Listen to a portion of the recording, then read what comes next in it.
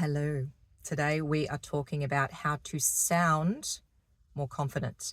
Now, this is something that could probably be a whole series in itself, but what I want to do today is to talk about one straightforward step that you can take to improve the confidence you have, the confidence that is broadcast to everybody when you speak. Now, this might sound obvious, but stay with me. The number one thing that you can do straight away that is going to give you the most bang for your buck is posture. Now, I can already sense some of you rolling your eyes at that, going, I know about posture. I know that posture impacts how people see us. I know that to seem confident, I've got to have good posture, blah, blah, blah. It's not for the reason you think, guys, okay? It is because when we have aligned posture, it impacts our voice and how confident we sound, okay? So I don't want you taking my word for it. We are going to do an experiment on this one, okay?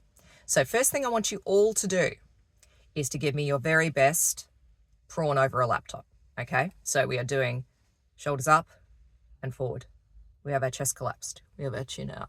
We're imagining tip-tapping away. It's about 3:30 in the afternoon and we are over it and wondering what we're going to get for dinner, okay? What I want you to do in this posture is to take a few breaths.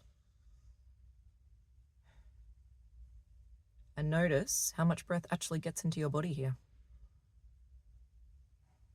Okay, next thing I want you to do is to take a breath and then count to 10. 1, 2, 3, 4, 5, 6, 7, 8, 9, 10. Okay, we're going to release that. Now, we're going to do the opposite.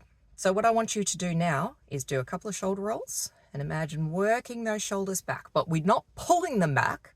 This does not involve any muscle tension. I want you to imagine floating them back. So imagine that they're floating back to the two back corners of the room, okay?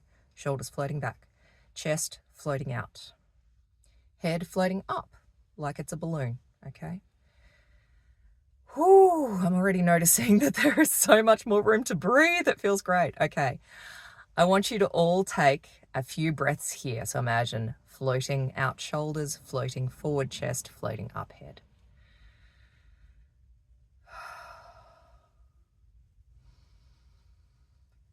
And now we're going to take another breath and count to 10. 1, 2, 3, 4, 5, 6, 7, 8, 9, 10. Okay, within that experiment, I noticed two key things. First thing that I noticed is when I'm Little Miss Prawn, there's almost no opportunity for my ribs to be able to move, for my diaphragm to be able to expand. And as a result, there is a lot less breath coming into my body. Now, breath is the first stage of creating a resonant, beautiful voice. If you do not have sufficient breath support, you are going to struggle, okay? The second thing that I noticed was that my speech was actually faster when I was the prawn because I don't have much breath, and so I feel the urge to get my speech out as quickly as possible. When we are aligned, when we have space, not only do we have much better breath support, which then results in a more resonant voice, but also in a voice that can project a lot more too, which can be a factor in how confident people perceive you to be. We also allow space and time for our speech, and that is one of the biggest markers of a confident speaker, is someone who takes their time, someone who is not in a rush, someone who allows space for their points to land, okay? So, simply by changing our physical configuration, if you will, not thinking about any of the emotions involved with confidence, that's a whole separate issue. Just by changing our physicality, we change not only how others perceive us, but I also noticed a change in how my body felt.